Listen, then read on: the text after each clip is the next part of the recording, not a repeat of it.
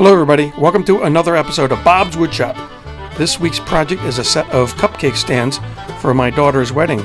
My daughter Carly is getting married in September, and she asked me to make these two stands based on this design. So let's get started. After measuring these pieces, 4 of these are at least 16 inches in width, and I'm going to need to cut them in half in order to get them through my planer. My planer is only 15 inches. These 2 pieces here will fit fine through the planer. So let's get these things cut up and then we can go through it and start making them thinner. Okay, so like I said, I want to make these a little bit not as wide so I can get this through the planer. And I'm noticing this board is actually cracked.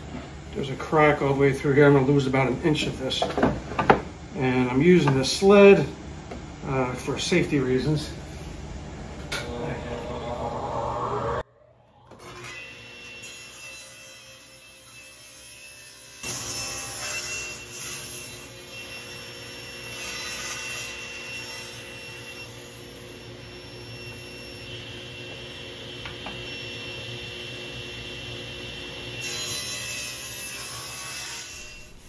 These boards all started at 1 1/8 inches thick, so I had to run them through the planer in order to get down to 1/2 inch. So if we have 3 tiers each, we need 6. This is the template that we use to determine how many cupcakes we could fit onto this. And I've got to glue the 16 inch, this 16 inch up. Got to glue this one, got to glue this one, got to glue this one, so we can do those tomorrow. And I've got 113 here that I can work on today. Okay, so these glue-ups are really simple. It's just one seam. I got 5 different glue-ups. I'm not going to show you all 5. Just want to give you an idea of how they go. Couldn't be easier. Just make sure you got glue on both surfaces completely. And tighten them together.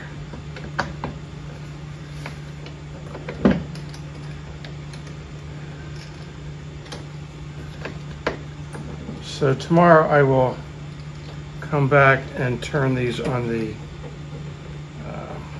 turn them around on the bandsaw and then get a rounded edge on the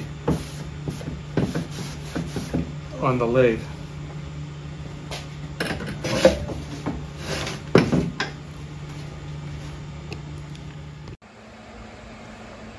Okie dokie. Okay, we've got 5 of these glued up, and we'll just let them cook until tomorrow. And then I'm going to go ahead and cut this one out, as this was the appropriate size, and I can cut that out on the bandsaw. Okay, so this is yet another time that it's really handy to have a vacuum chuck. And I marked where the dot was in order to center this. And all I gotta do is place it there. And then I'm gonna turn on the vacuum chuck. And I can actually take that away now. And that'll stay on there like crazy. That extra line is giving you a little bit of a strange effect. Let's have a little fun here.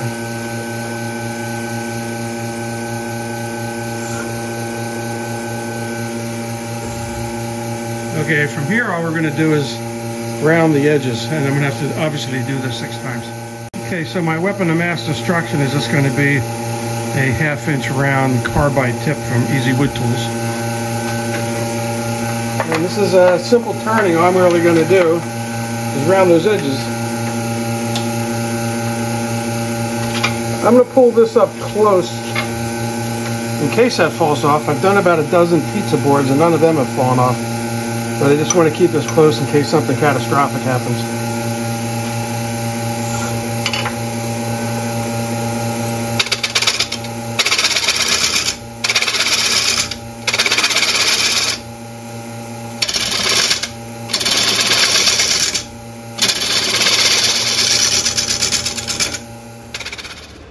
The next step of the process, I need to make 1, 2, 3 times 2 little spindles.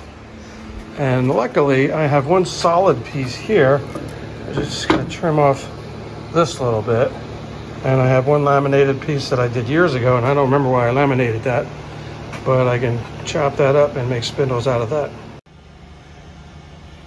So I need 4 pieces that are 6 inches long, so I set up a stop block here, and I got my dust hose on the Bosch. So again, I need 4 of these.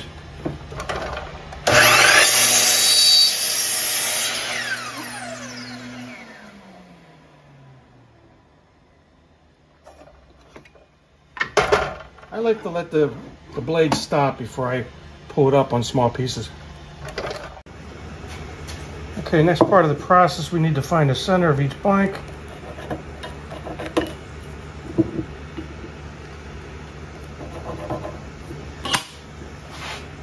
Like that. The other thing I like to do is put a little dimple in there so I can get the drive center. And I'm going to do that on each of the blanks. So my strategy on this is going to be, I'm going to just knock the corners off and make it round. Then I'm going to chuck these up into a scroll chuck, and I've got to drill a hole through the center of it.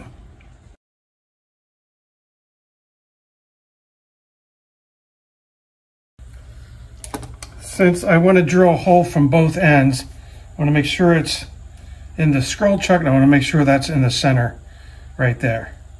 Okay, and then I'm going to tighten this up, and with a longer bit, I'm going to drill through both ends, similar to the way you would drill a pepper mill.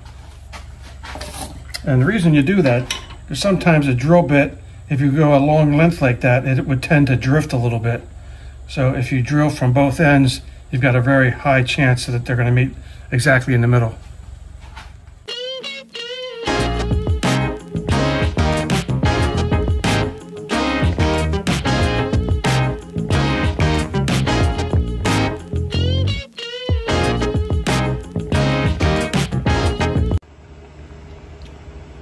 I lost the center point when I drilled the hole, so luckily I was able to get the teeth on this live center matched back up, and I was able to get this thing centered it back up again. So I'm nice and centered now.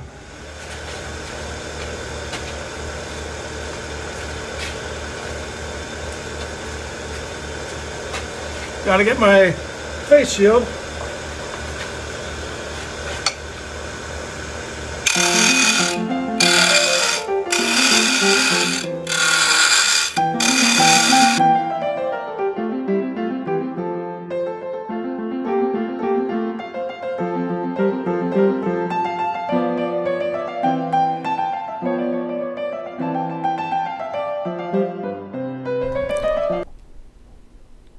So once the 4 spindles were done, it was on to the 2 finials. These are 3 inches at the top and 2 inches on the bottom. Relatively simple turning project. Okay, I added a foot. I think that this looks a lot better if it has some lift. So I made a couple of these feet, and I think that's much more attractive.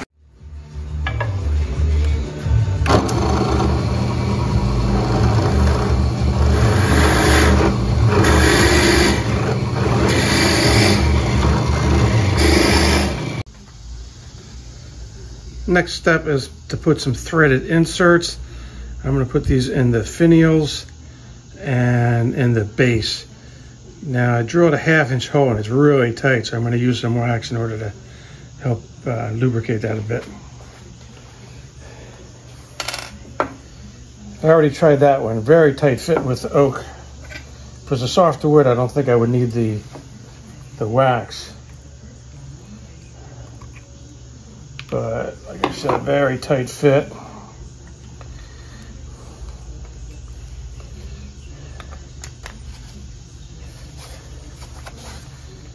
I do this technique also with screws sometimes.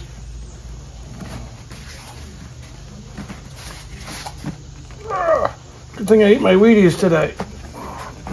Okay, so I got to do the same thing with the bases. I made the bases out of mahogany. It's going to be on the bottom. It's already kind of dark, and I didn't have a piece of oak this big.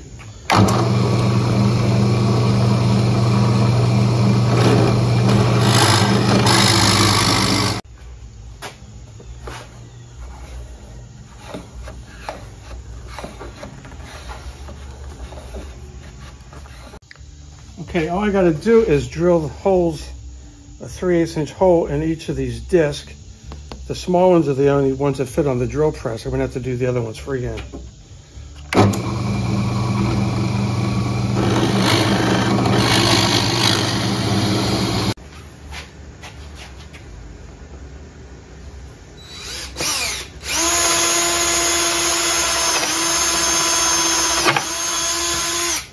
Okay, I've got the first one assembled. Obviously, I'm going to be using a threaded rod to put this together.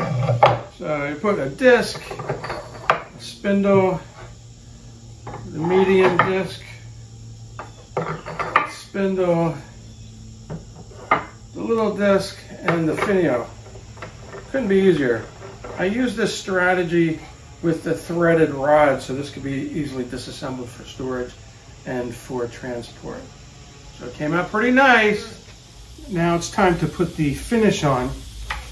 I'm going to be using a gel stain, the antique walnut gel stain, just to match up the any slight differences in the color of the wood. And it's going to take a few minutes, and I'll show you how I'm going to do it.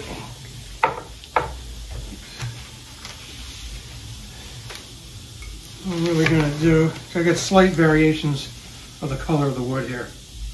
All right, so gel stain is the way to go in an application like this. And this is the color that my daughter wanted the cupcake stands to be in. So you just wipe this on. I'm going to use a brush. You could do it with a rag as well. I'll probably switch over to a rag. That gets a little bit better coverage. So you wipe this on, you wipe it off, and you go on to the next disc.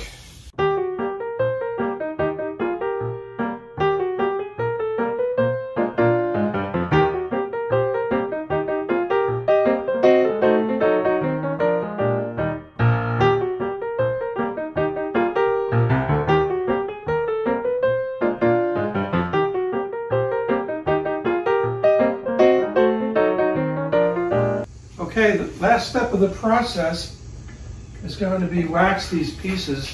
Carly wanted a low sheen on the part, so I'm just going to put some good old Johnson's paste wax on here, and this will protect it just fine and give it a very low sheen, like a satin finish. So I'm going to go ahead and do this, and you can see the little bit of shine on it. And I'm going to do that on each of the pieces, and then I'll do the final assembly. So here's the final two projects. I think they came out really well. Carly did a great job designing them. I think it's going to look fantastic once we get the cupcakes loaded up on them. And hey, congratulations to Carly and Josh. They're getting married soon, and hope you like this gift, and we're looking forward to it. So hey folks, you know the drill. If you like my content, please like, comment, and subscribe. And until next time, I'll see you on another episode of Bob's Woodshop.